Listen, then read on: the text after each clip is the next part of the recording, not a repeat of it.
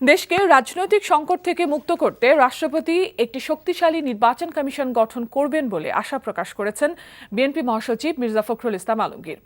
একই সাথে তিনি বলেছেন, নির্বাচনকালীন একটি সহায়ক সরকার ছাড়া গ্রহণযোগ্য নির্বাচন সম্ভব নয়। ইমরুল আহসানের রিপোর্ট। ২০ দলীয় জোটের শরিক জাতীয় গণতান্ত্রিক পার্টি জাগপা আয়োজিত আলোচনা সভায় বিএনপির মহাসচিব বলেন, সার্চ কমিটি নিয়ে প্রশ্ন থাকলেও গণতন্ত্রের স্বার্থে এবং রাজনীতিকে সংঘাতের হাত থেকে রক্ষা করতে সার্চ কমিটির কাছে নাম দিয়েছে বিএনপি। নির্বাচন কমিশন গঠনে এখনও সরকারের প্রভাব বিস্তারের আশঙ্কা রয়েছে মন্তব্য করে রাষ্ট্রপতিকে এর ঊর্ধ্বে থাকার আহ্বান জানান তিনি। বলছে কি হবে, সাধারণ মানুষ ও যা ঠিক করে রেখেছে প্রধানমন্ত্রী শেখ হাসিনা সেটাই হবে।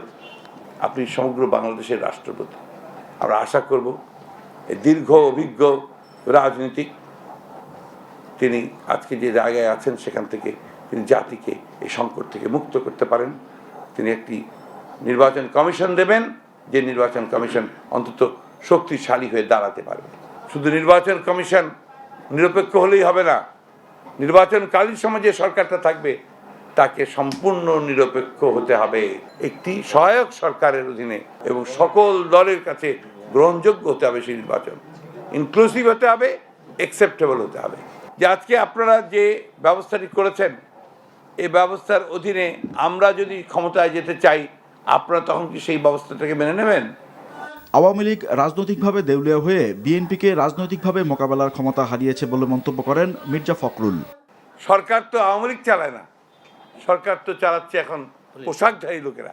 দেশনেত্রীর মামলা ছিল কোর্টে, মামলাটা নিয়ে যাওয়া হয়েছে ওই আলিয়া মাদ্রাসার কোর্টে। যেদিন মামলা চলে মনে হয় ওখানে একটা যুদ্ধক্ষেত্র, চতুর্দিকে RAB, police, arm police battalion আর যা যা আছে সব মোটরসাইকেল, গানস, বন্দুক টন্দুক নিয়ে, জল কামাল, প্রিজন ভ্যান নিয়ে এমনভাবে রাখা হয় যেন মনে হয় যে আপনার পৃথিবীর সবচেয়ে বড় টেররিস্টকে নিয়ে যাওয়া হচ্ছে সেখানে।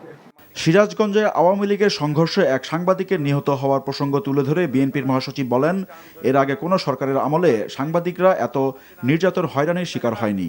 শিল্প প্রতিষ্ঠান। Imrul Ahsan, NTV news, Dhaka.